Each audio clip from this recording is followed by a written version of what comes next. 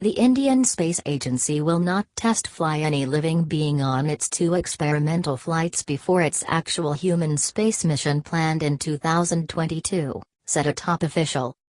"We have no plans to test-fly any living being like live animals in our two test flights before sending human beings into the space in our rocket," K. Sivan, chairman of the Indian Space Research Organisation, ISRO, told IANS.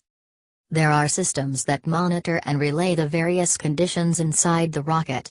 Based on the data received, any corrective action could be taken.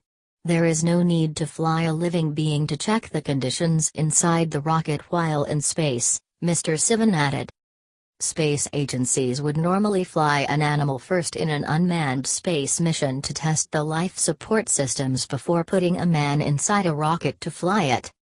As per ISRO's plans, the Indian astronaut will be flown 300 to 400 km above the Earth. There will be two test flights of India's heaviest rocket geosynchronous satellite launch vehicle Mark 3 before an actual human being is put inside a rocket to travel up into the space.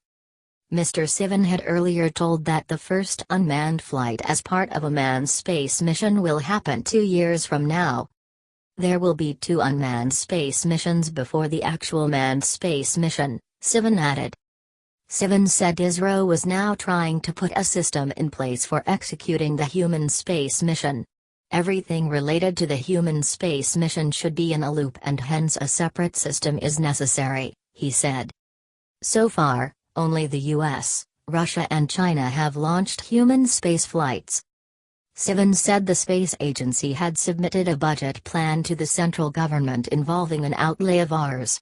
9,000 crore for the proposed manned space mission. According to Mr. Sivan, the funds sanction for the human space mission may not be a problem as the project was announced by the government.